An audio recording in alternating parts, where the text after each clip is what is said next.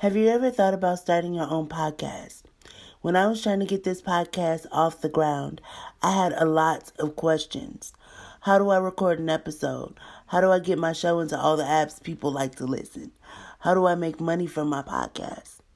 The answer to every one of these questions is really simple. Anchor. Anchor is a one-stop shop for recording, hosting, and distributing your podcast. Best of all, it's 100% free and ridiculously easy to use. And now, Anchor can match you with great sponsors who want to advertise on your podcast. That means you can get paid to podcast right away. In fact, that's what I'm doing right now, reading this ad. I use Anchor for my disability resources brand. I share thoughts and opinions on things that are happening within the disabled community. I give advice on everyday life situations, and I share accommodations that I've found to help others like myself live life. So if you've always wanted to start a podcast and make money doing it, go to anchor.fm/start to join me and the diverse community of podcasters already using Anchor. That is anchor.fm/start. I can't wait to hear your podcast. Hey, beautiful people. Welcome back to Uniquely Made Radio. And in today's episode, we're going to be talking about the phrase, but you don't look disabled. So you don't look like this. So you don't look like that. So you don't look disabled. That is something that every disabled person has heard in their lifetime. It is completely cringing. It is beyond me why someone would insinuate that you could possibly be lying about having a disability. Now, I know that there are some really crooked and crazy people out in this world today that may just try to get over on you. But a truly disabled person would not just lie and joke about being disabled. Because this life, this is every day. 24/7.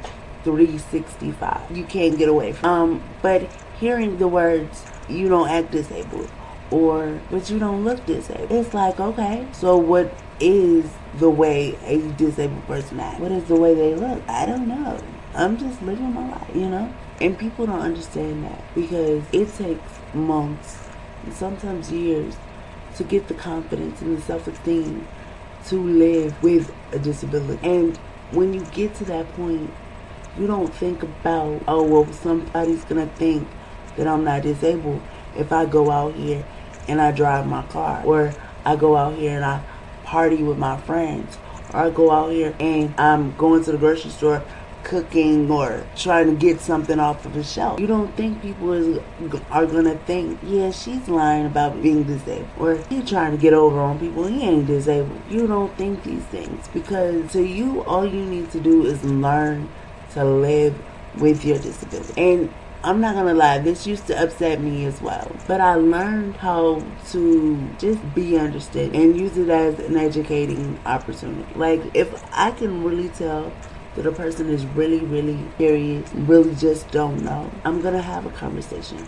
with him or her. I'm gonna talk to them, let them know about my disability, my story, and that, no, you can have the same disability as for other people and still be affected in completely different ways than those for others. It's life. Between 11 and 13, where I was at my cousin's house and one of her friends came over. I was just sitting on the couch because my wheelchair was in the car and my walker was at home. But the guy that came in, he didn't know I was disabled. So he was wondering, while all the other kids were outside playing, why I was sitting on the couch just minding my business and nobody else was in there that was a kid. And so he asked. I knew it took him a while because he was just looking and observing. He finally asked. He was like, so why aren't you outside with all the rest of the kids? And I was like, no, I'm cool. I'm alright.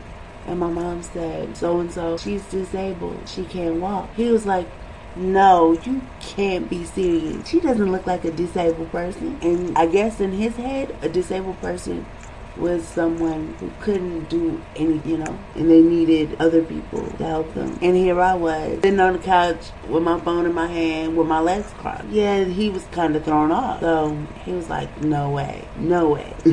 She can't be disabled. So he tested me. He was like, walk over here to me. Get up. Walk over here to me, And I'm like, no, sir. I can't. Not without my walker and my wheelchair. He was like, are you serious? Come on, get up.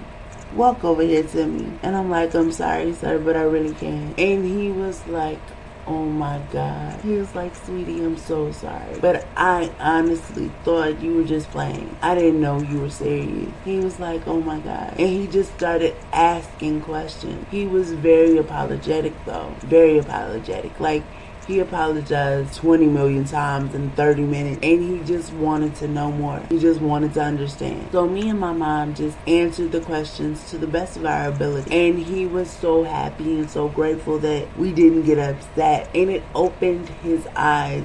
It changed his perspective, and I think that's what this world needs more of. Instead of assuming things or, just going off of your preconceived notion, ask questions.